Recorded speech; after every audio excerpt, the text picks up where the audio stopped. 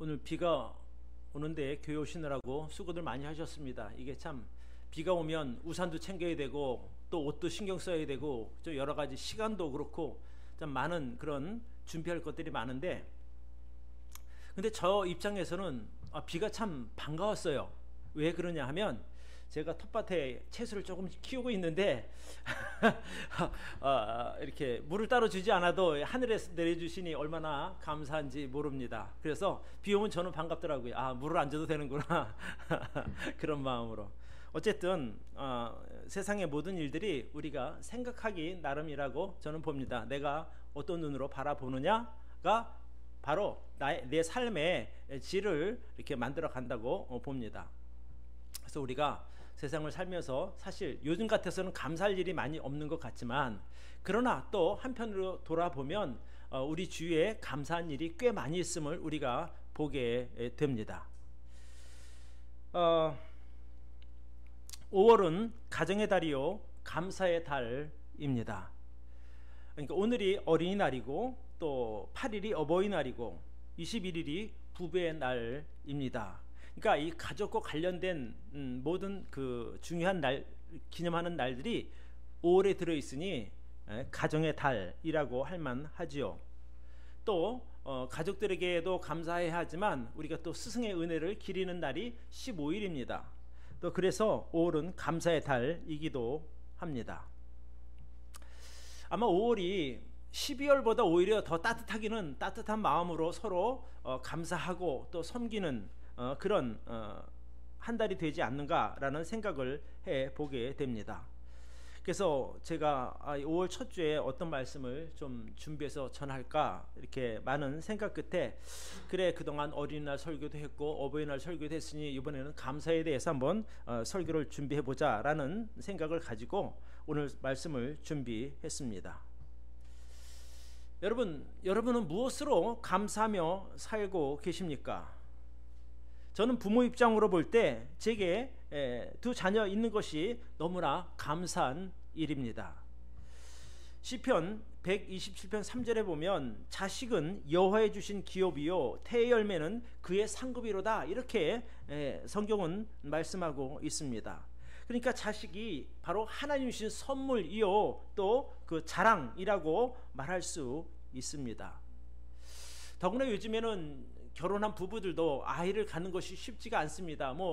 환경적으로도 그렇고 또 여러 가지 이유로 아이를 갖지 않으려고 하는 것이 현 세태인데, 그런 면에서 본다면 참 그래도 우리 세대는 자식을 마음대로 낳을 수 있었으니 참 복받은 세대라고 할 수 있겠죠. 자식된 입장에서도 마찬가지입니다. 부모님이 계신 그 자체가 바로 감사할 일입니다. 부모님이 계셨기 때문에 내가 존재하는 것 아니겠습니까? 그렇죠?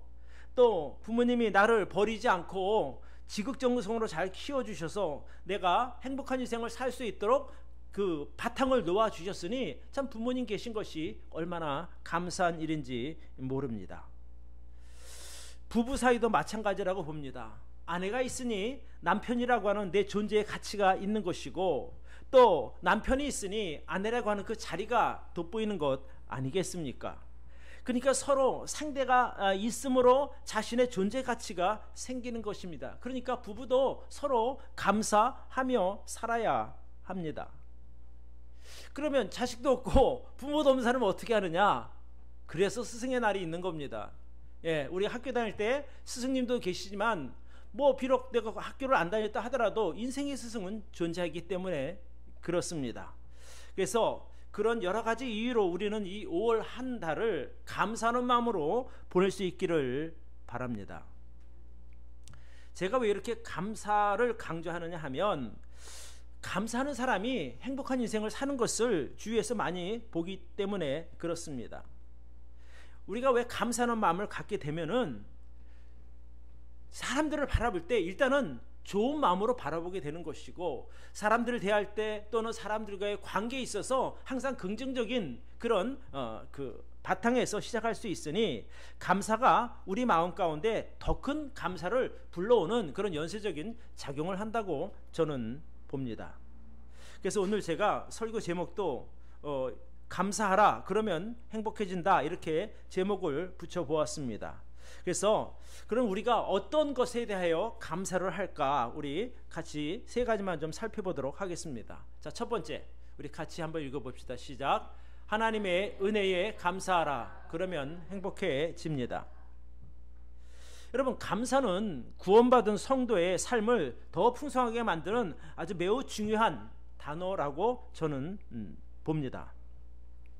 우리가 구원받고 하나님의 자녀가 된 것은 순전한 하나님의 은혜에서 시작되었습니다. 그러니까 우리가 구원받은 것은 하나님의 은혜이지만 우리가 구원받은 하나님의 백성, 하나님의 자녀로서의 복을 유지하고 또 그 복을 누리는 힘은 어디서 나오는가? 그것은 바로 하나님을 향한 감사에서 나오는 겁니다. 우리가 내가 받은 구원이 감사하니 예배를 드리는 것이고, 또 내가 받은 구원이 감사하니 우리가 복음도 전하는 것이고, 또 내가 받은 구원이 감사하니 더 사람들에게 더 하나님의 은혜를 전하는, 나누는 그런 삶을 살게 됩니다. 저는 구원받은 성도들, 즉 하나님의 백성들을 향한 하나님의 계획과 인도하심은 항상 선하다고 믿습니다. 그렇기 때문에 우리는 여러분 자신을 향한 하나님의 계획을 신뢰하고 늘 감사하는 마음으로 따라가시기를 바랍니다. 이것이 바로 우리가 하나님을 믿는 믿음의 과정이라고 저는 봅니다. 그런데 왜 구원받은 성도들이 하나님의 인도하심을 따라가는 것을 힘들어하고 또 짜증내면서 불평해하는 줄 아십니까? 그것은 하나님을 향한 신뢰가 부족하기 때문으로 저는 봅니다. 예를 들어서 이스라엘 백성들을 우리가 보면 그런 것을 좀 확연하게 볼 수가 있습니다. 이스라엘 백성들이 애굽을 떠나서 그 약속의 땅 가나안 땅까지 가는 과정에 있어서 그들은 하나님을 향해서 불평했고 또 원망했습니다. 오히려 하나님을 저주하는 말도 서슴없이 하는 것을 우리가 보게 됩니다. 그것도 오랜 동안 많은 고생 때문이 아니에요. 출애굽을 한 지 불과 그 다음 날부터 그들은 하나님을 향하여 원망하기 시작했습니다. 무려 1년이 넘게 그렇게 불평하고 원망하다가 결국에 그들은 광야에서 망하고 말았습니다. 그들이 이런 말까지 했거든요. 차라리 우리가 애굽에서 노예로 살던 때가 오히려 더 좋았었다라고 하는, 그런 하지 말아야 할 그런 망언까지 하는 그런 사람들이 바로 이스라엘 백성들입니다. 그러니까 하나님을 향한 감사 대신 불평하고 이 원망하는 마음이 가득한 그들이 행복할 리가 없겠지요. 행복함보다는 오히려 불평이, 원망이 그들의 마음을 가득 채우고 있기 때문에 그렇습니다. 또 감사하는 마음은 당연히 없고 앞날에 대한 기대와 소망도 그들에게는 없었습니다. 그러니까 그들의 눈으로 보면 다 불평한 거리밖에 없는 거예요. 왜 우리를 데리고 나와서 이 광야에서 고생을 시키느냐. 그래도 애굽에 있을 때는 고기라도 실컷 먹었는데 우리가 고기도 못 먹지 않느냐. 마실 물이 없어서 고생한 적도 없는데 우리를 마실 물조차 부족하게 만들었느냐. 이런저런 불평거리만 그들의 눈에 가득하게 보였던 것이죠. 그러나 감사의 그 제목들이 없어서 그들이 감사하지 않은 것이 아니에요. 그들의 마음 가운데 하나님 향한 믿음이 없다 보니까 불평거리만 보이게 되었던 겁니다. 여러분, 감사는요 하나님을 향한 믿음에서 시작되는 겁니다. 믿음이 없이는 절대로 감사할 수가 없는 겁니다. 아무리 좋은 환경을 이렇게 만나게 하더라도 믿음이 없는 사람은요, 내가 이렇게 잘 나가다가 언제 망할지도 몰라, 이렇게 생각하면은 행복하지 않은 거예요. 좋은 환경에서도 말입니다. 그래서 왜 믿음 생활하는 것이 힘든가? 그것은 바로 자기를 구원하신 하나님에 대한 절대적인 신뢰가 없기 때문이라고 저는 믿습니다. 그들의 마음속에는 우리가 비록 노예로 살았지만 그래도 차라리 애굽에서 있었던 때가 더 그립다라고 하는 그런 그 애굽에 대한 생활에 대한 그리움이 늘 마음 가운데 있었던 겁니다. 그러니까 작은 어려움만 만나도 차라리 그때가 더 나은 것 같아 라는 생각을 하게 되는 것이죠. 자, 그러면 지금 여러분들의 마음속에는 무엇을 담고 지내고 계십니까? 여러분 마음속에 하나님을 향한 감사가 있기를 바랍니다. 예, 내가 어떤 상황에서든지 하나님 생각하면 참 감사해, 이런 것이 여러분 마음 가운데 좀 있어야 된다고 저는 봅니다. 내가 비록 환경이 좀 나쁘더라도 하나님께서 어떤 필요가 있으니 내게 이것을 허락하시지 않았을까 라는 생각을 하면 감사할 수 있는 거죠.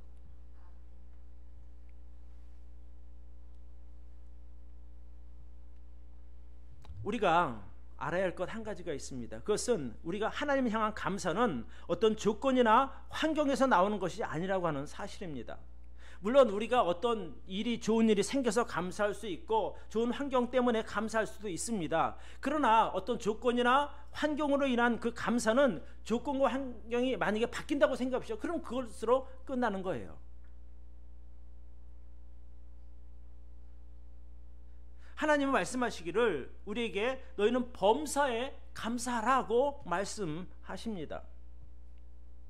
어떤 상황에서든지 어떤 그 환경에서든지 어떤 때든지 너희가 감사하는 마음으로 살라고 말씀하시는 거죠.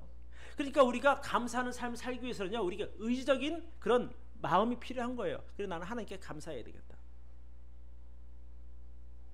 실제로 우리가 범사에 하나님을 향한 감사를 표현하면 우리의 삶은 행복해질 수밖에 없습니다. 그냥 잘 될 거야 라고 하는 어떤 추측으로 드리는 말씀이 아니라 감사하는 사람에게 하나님께서 좋은 것으로 그 소원을 들어주시겠다고 성경은 약속하고 있거든요. 자, 우리 시편 103편 말씀을 좀 보여주시기를 바랍니다.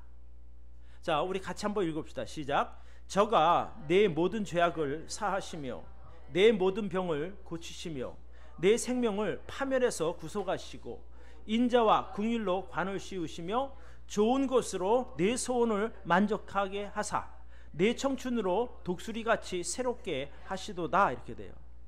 그 앞쪽에 보면 하나님을 송축하라, 그러니까 하나님을 찬양하라고 말씀하고 있어요. 그러면서 이 뒤에 뭐라고 말씀하시는 거 하니 좋은 것으로 내 소원을 만족해 하시고 하나님의 은혜와 긍휼로 내 머리에 관을 만들어서 씌워주겠다는 거예요. 그러니까 감사할 수 있는 사람이 누리는 복이 바로 이런 거라고 성경은 말씀하고 있는 것이죠. 우리가 참 생활 가운데 모든 순간 모든 일을 향해서 하나님을 향한 감사를 표현할 때 그 전지전능하신 하나님, 또 우리를 사랑하시는 하나님께서 우리의 소원을 만족할 정도로 이루어 주실 줄로 저는 믿습니다. 그러니까 결국에 하나님을 향한 감사를 표현하는 성도가 당연히 더 행복한 삶을 살게 된다는 말씀입니다. 어떤 분들은 나는 아무리 생각해도 감사거리가 없어 이렇게 말하는 분들도 계시거든요. 근데 우리가 그동안 하나님께로부터 받은 복과 은혜가 사실 엄청납니다. 근데 다 잊어버려서 기억하지 못하는 것이지, 따져보면 얼마나 감사할 제목이 많습니까? 우리가 구원받은 것도 참 하나님께 감사한 일이요, 때마다 형편마다 우리를 돌아보시고 안전하게 지켜주신 것도 사실 하나님의 은혜 아닙니까? 만약에 하나님이 안 계셨다면 우리가 이렇게 여기서 평안하게 예배를 드릴 수 있겠느냐는 거예요. 저는 우리가 이렇게 주일에 와서 예배 드리는 것 자체만으로도 저는 하나님께 감사해야 된다고 저는 믿습니다. 왜? 우리의 삶이 그만큼 평안하다는 말씀이거든요. 또 한 가지는 우리가 늘 부족한 사람들 아닙니까? 늘 죄에 걸려 넘어지기도 하고 늘 실패하기도 하고 참 하나님 앞에 뭐 선한 것 하나 이렇게 마땅히 탁 내놓을 만한 게 없어요. 그럼에도 불구하고 하나님께서 우리들을 버리지 않으시고 늘 안아주시고 또 은혜 베풀어 주시니 얼마나 감사하냐는 거예요.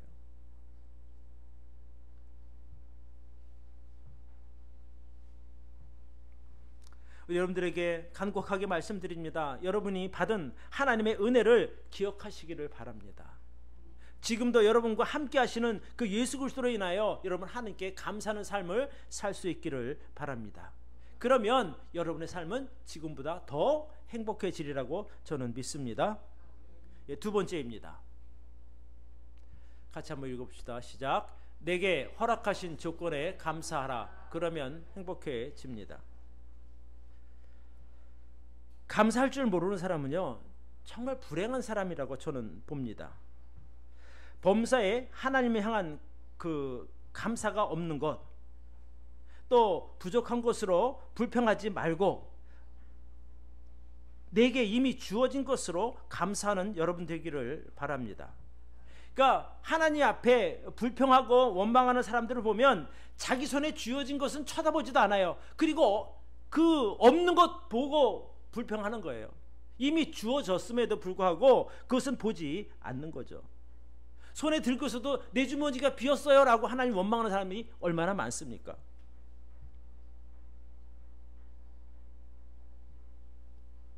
주변에서 감사하지 못하는 사람들을 보면 이미 그 사람이 하나님께로부터 정말 많은 것을 받았으면서도 왜 하나님 내게 더 주지 않느냐고 그들은 불평하는 거예요. 내가 원하는 것을 갖고 싶다는 거죠. 근데 하나님 그게 아니라고 막는 거란 말이죠. 근데 그 자체가 하나님을 원망하는 원망거리로 삼는다는 것이 심각한 문제가 됩니다.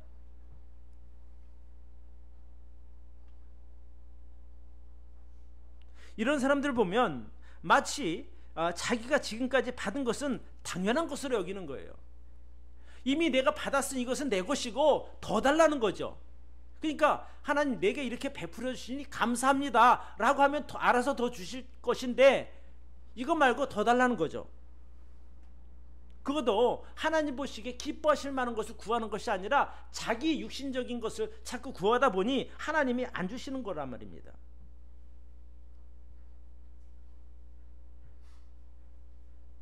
그러니까 그 사람 입장에서 보면 내가 하나님께 이 정도의 대접을 받을 사람은 아니라고 생각하니까 불평하고 원망하는 거예요.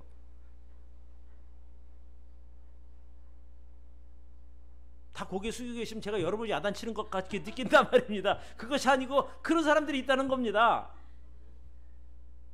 우리가 그렇게 그 길로 가지 않도록 우리가 좀 조심하는 것이 좋다는 말씀이죠. 그런데 여러분 잘 생각해 보시기 바랍니다. 원래 처음부터 내 것은요 아무것도 없었어요. 그렇죠? 다 하나님 주신 것들이라 말입니다. 그러니까 이미 받은 것으로 인해서 우리는 충분히 감사할 수 있는 거예요. 원래 하나님이 우리에게 주신 것인데 사람들은 그것이 원래 자기 것인 양 착각하는 데서 문제가 시작되는 겁니다. 또 사람들이 감사할 줄 모르는 이유가 하나가 더 있는데 그것은 교만함입니다. 하나님께서 베푸신 은혜 때문에 자기가 좀 잘 나가게 되는 것은 그건 다 자기가 잘나서 잘 나가는 것이고, 그죠? 조금 잘못되면 내가 이 정도 대접받을 사람 아닌데 왜 이렇게밖에 나를 대접하지 않느냐, 왜 나를 무시하느냐 라며 불평하고 원망하는 겁니다.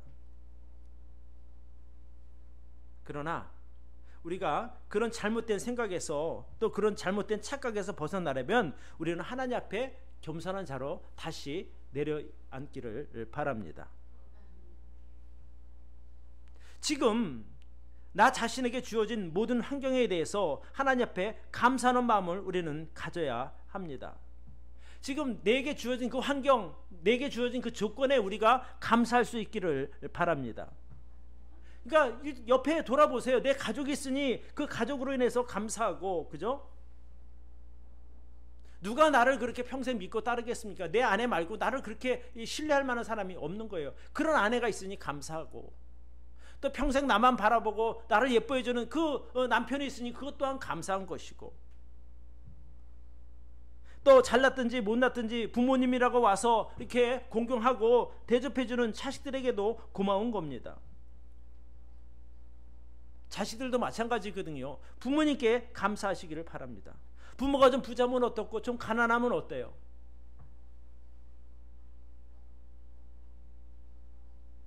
내 부모가 잘났네 못났네 원망할 필요도 없습니다. 그러니까 나를 낳아주시고 키워주시고 지금까지 함께 해주신 것만으로도 우리가 그냥 감사할 수 있기를 바랍니다.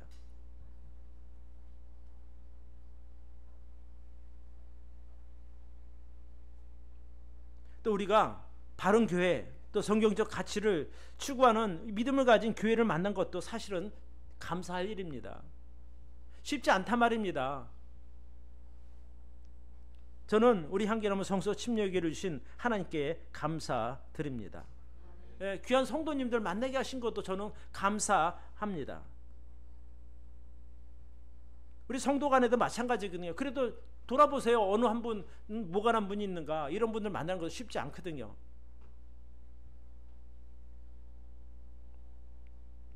지금 여러분과 같이 같은 공간에서 함께 예배드리는 우리 교회 성도들로 인해서 서로에게 우리가 감사할 수 있기를 바랍니다.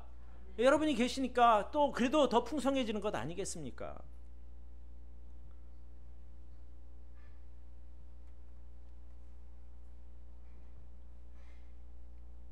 감사하려면 또 서로 계산하지 말아야 돼요. 계산하면은 사실 감사할 수가 없는 겁니다. 내가 누군가의 선물을 받으면 얼마나 기쁘고 고맙습니까? 그렇죠? 선물 자체가 감사 자체 아니겠습니까? 감사해야죠. 근데 계산하는 사람은 뭐야 이거? 내가 지난번에 나 100만 원짜리 줬는데 나 50만 원짜리 나한테 주네? 이렇게 계산하면은 기쁨이 사라지는 거예요. 그러나 나를 기억하고 나를 축하하는 그 생각하고 마련한 그 선물 자체가 가치가 있는 것 아닙니까?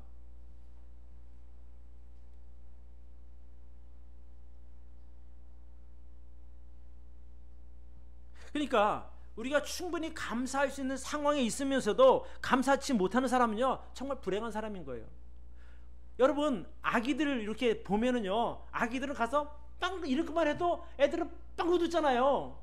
그럼 애가 무슨 뭐 큰 걸 얻어서 애가 웃는 거예요? 부모님도 똑같거든요. 다른 게 뭐가 비싸? 아기가 한번 자기가 막 이렇게 몸짓 할 때 한번 빵긋 웃어주면 그걸로서 모든 수고가 다 녹아버리는 거란 말이에요. 감사란 게 바로 그런 거라고 저는 봅니다.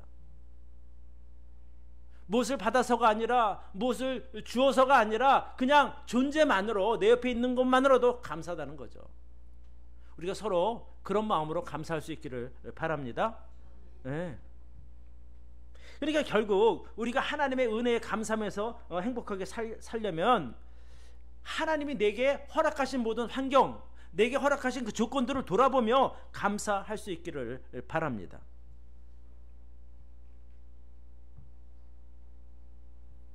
뭐 많지 않지만 우리 앞뒤에 돌아보고 한번 좀 얼굴 좀 한번 보세요. 어떤 사람들이 있나. 평상시 정면으로 잘 안 보는데 보시고 고맙습니다, 반갑습니다 한번 해보십시오. 근데 이게요 감사합니다 말도 자주 안 해보면 이 자체도 사실은 쉽지 않거든요. 어색해요. 안 하려다가 하면. 여러분 부부지간에도요 연애할 때는 사랑합니다 많이 하잖아요. 근데 결혼해서 살다가 보면 여보 사랑해 이 말 쉽지가 않아요. 왜? 자주 안 하다 보니까 어색한 거예요. 감사합니다라고 하는 표현도 자주 하는 것이 좋습니다. 네, 아이 감사합니다.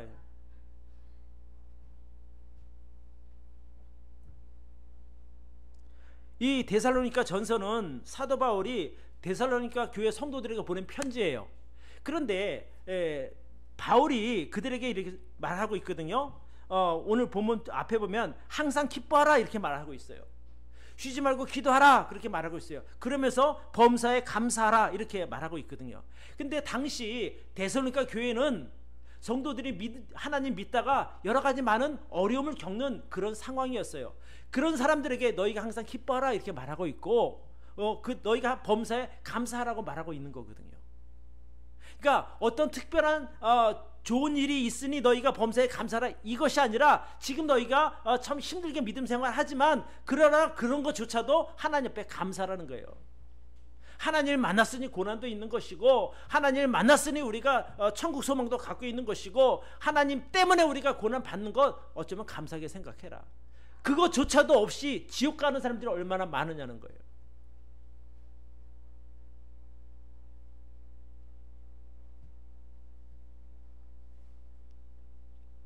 바울이 범사에 감사라고 하는 그 말은 어떤 좋은 일이 생겨서 감사라 그것이 아니라는 거예요. 삶의 즉 모든 과정 안에서 감사할 일을 찾으라는 거예요. 그러면 감사할 거가 너무나 많다는 거죠.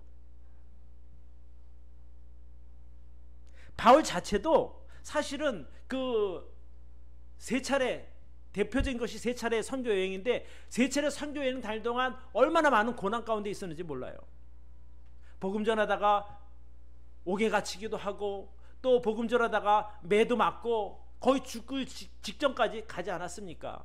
그러니까 사람들에게 쫓겨 도망가 다니기도 하고, 바울을 죽이려고 기다리는 사람이 40여 명이 기다리는 그런 상황도 있었던 사람이 바로 바울입니다. 그럼에도 그는 항상 기뻐라 이렇게 말하고 있어요. 범사에 감사하다 그렇게 말하고 있어요. 그런 여러 가지 어려운 상황에도 불구하고 바울은 낙심하지 않았고 오히려 범사에 감사하는 삶을 산 사람입니다. 그래서 우리도 지금 하나님께서 내게 주신 그 허락하신 환경이 내게 있어서 최선이라고 믿으시기를 바랍니다. 예.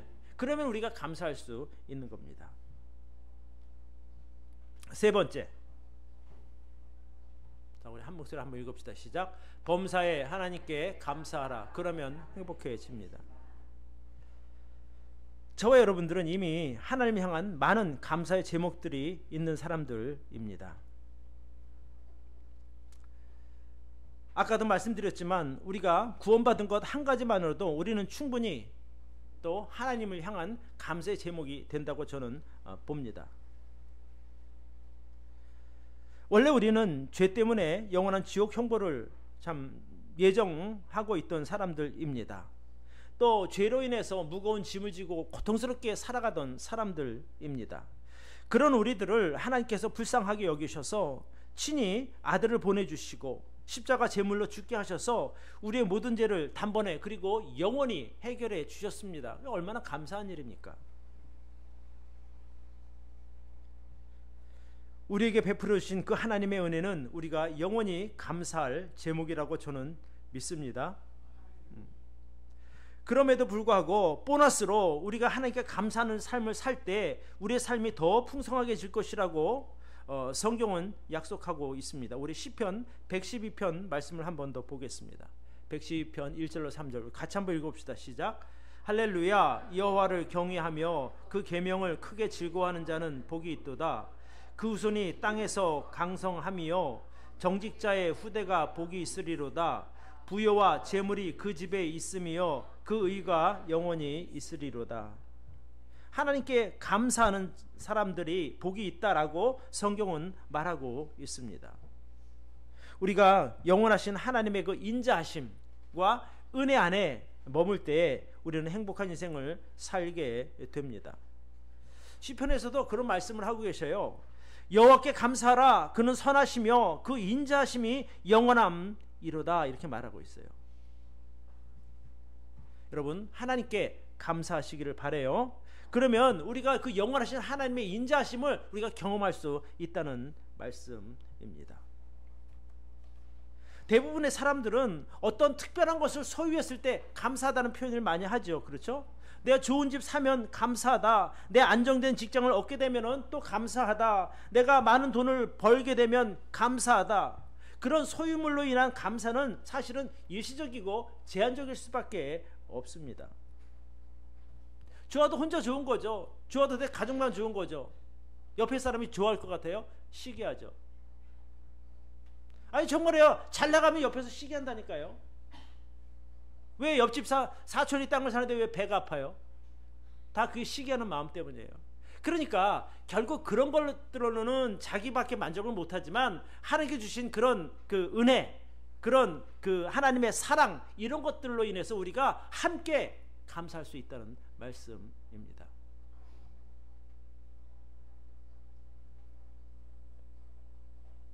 그래서 우리가 하나님과의 관계를 통해서 얻은 그 감사는 하나님과의 그 관계가 지속되는 한 우리가 계속해서 쉬지 않고 감사할 수 있게 되는 겁니다. 그럼 하나님 관계가 언제 끊어져요? 영원히 안 끊어지니까 우리가 영원히 감사할 수 있는 것 아니겠습니까?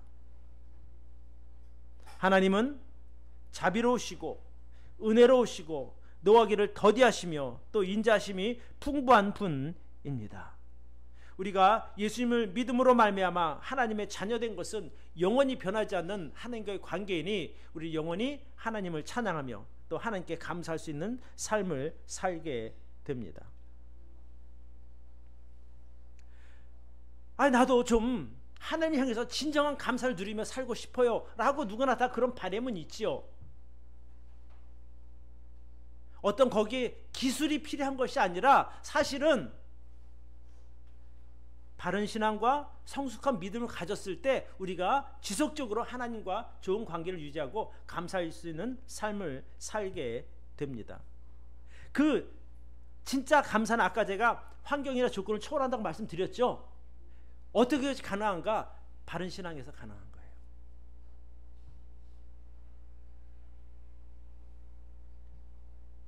바른 신앙이라 함은 나를 향한 하나님의 그 선하신 계획을 우리가 전적으로 신뢰하고 끝까지 그분을 의지하면서 따라가는 것입니다. 사람들은 누구나 다 평안하게 살기를 원하고 넉넉하게 살기를 원하고 남보다 더 나은 살기를 원하는 건 당연한 거예요. 그런데 하나님은 생각이 다른 거예요. 그 일을 처리하는 방법이 다르다는 거예요.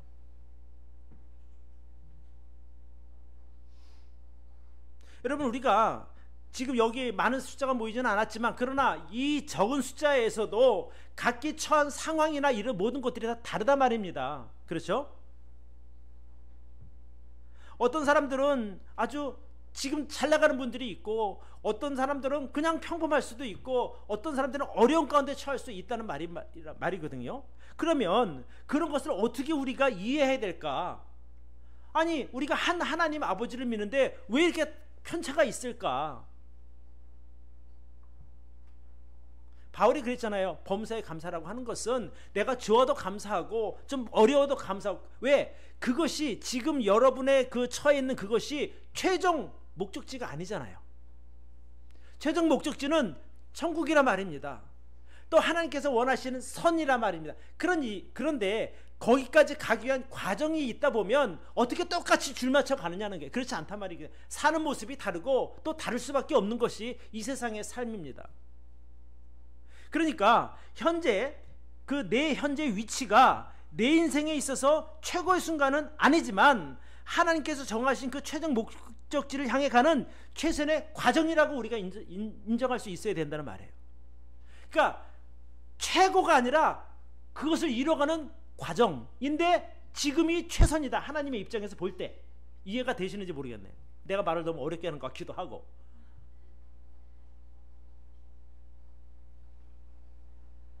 좋을 수도 있고 아실 수도 있는 거예요. 힘든 상황일 수도 있고 또는 최악의 상황일 수도 있지만 그 상황 자체도 하나님께서 허락하셨으니 선하신 뜻 가운데 허락하셨으니 우리가 그것을 감사함으로 받아들이자는 거예요. 왜? 거기에 끝이 아니니까.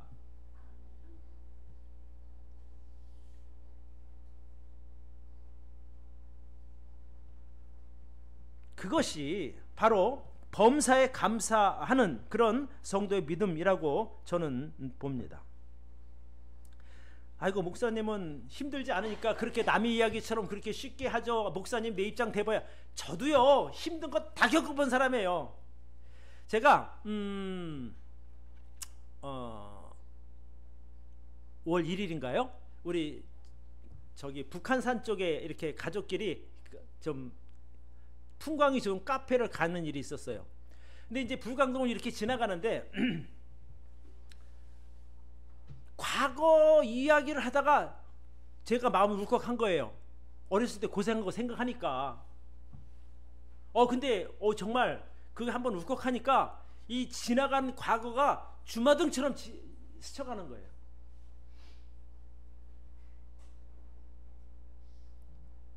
그러니까 집사람이 예전에 제가 그 길을 자전거 타고 갔단 말입니다. 자전거를 타고. 그런데 그래도 지금 차 타고 가니 집사람이 감사하라 이렇게 이야기를 하는 거예요. 제가 다 말씀드릴 수는 없지만 어쨌든 사람마다 아팠던 과거, 아픈 상황이 다 있단 말입니다. 그러나 그런 가운데서도 감사할 수 있기를 바라요. 왜? 그 과정이 있어서 오늘 제가 있는 것이고, 그렇죠? 생략하면 좋겠지만, 그러니까 여러분이 지금 어떤 어려움에 처해 있든지 간에 그 과정이 필요해서 하나님이 허락하셨다고 저는 믿어요. 그걸 네 인생은 그렇게 끝나가 아니라 그 과정을 통해서 하나님께서 원하신 그것으로 인도하신단 말이에요. 여러분들의 삶을. 그것을 바라보고 감사하는 것이 바로 범사에 감사하는 삶이라는 거예요. 아니 이 중에 우리 한 자매님은 정말 시어머니 너무 많이 편찮으니까 그것 때문에 너무 힘든 과정을 분명히 겪고 있단 말이에요. 그렇죠? 그런데 왜 내게 이런 것을 힘든 상황을 허락하셨을까? 원망할 것이 아니라 이것도 하나님께서 허락하신 것이니 감사함으로 받자. 이렇게 되면 또 그 일을 통해서 이뤄 가실 것이 있으니 그것을 기대하고 감사함으로 받자는 거예요.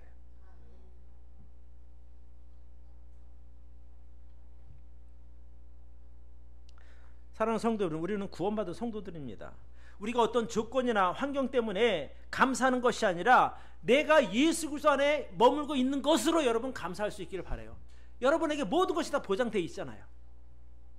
아마 지금은 제가 어떤 말씀을 드려도 별로 와닿지 않을 수도 있어요. 그러나 나중에 우리가 예수님 믿는 사람들이니까 주님 만나게 되면 그때 서목사가 말하는 것이 바로 이런 것이었구나. 아마 여러분들이 그때는 감탄하게 될 줄로 저는 믿습니다.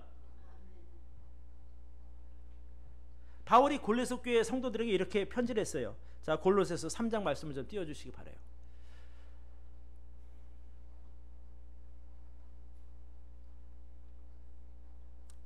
제가 읽어드릴게요. 그리스도의 평강이 너희 마음을 주장하게 하라. 평강을 위하여 너희가 한 몸으로 부르심을 받았나니 또한 너희는 감사하는 자가 되라. 그리스도의 말씀이 너희 속에 풍성히 거하여 모든 지혜로 피차 가르치며 권면하고 시와 찬미와 신령한 노래를 부르며 마음에 감사함으로 하나님을 찬양하고 또 무엇이든지 말에나 일에나 다 주 예수의 이름으로 하고 그를 힘입어 하나님 아버지께 감사하라. 여러분 골로새 교회도 결코 쉬운 상황은 아니었어요. 그런데 그 바울이 그들에게 편지를 써서 그리스도의 평강이 너희 마음을 주장하게 하라고 말하고 있어요. 또 너희는 감사하는 자가 되라고 말하고 있어요. 저는 이 말씀을 오늘 우리에게 주신 말씀으로 저는 받습니다. 우리는 하나님을 향하여 감사하는 사람들이 되어야 할 줄로 믿습니다. 내가 구원받은 자녀이니까 하나님께 감사하고 내게 변하지 않는 천국 소망이 있으니 내가 하나님 앞에 감사할 수 있고 내가 비록 이 땅에 늙어서 병들고 죽더라도 소망이 없어지지 않는 것은 우리에게 부활의 소망이 있는 것 때문 아니겠습니까? 그런 모든 것이 우리로 하여금 감사하는 삶을 살게 만드는 근거가 되는 거예요. 그래서 바른 신앙이 필요하다는 거예요. 하나님께서 오늘 우리들에게 이 데살로니가 전서 5장 18절을 우리에게 주셨어요. 우리 한 번만 더 읽고 마치도록 하겠습니다. 데살로니가 전서 5장 18절입니다. 큰 소리로 같이 한번 읽어봅시다. 시작. 범사에 감사하라. 이는 그리스도 예수 안에서 너희를 향하신 하나님의 뜻이니라. 아멘. 기도하겠습니다.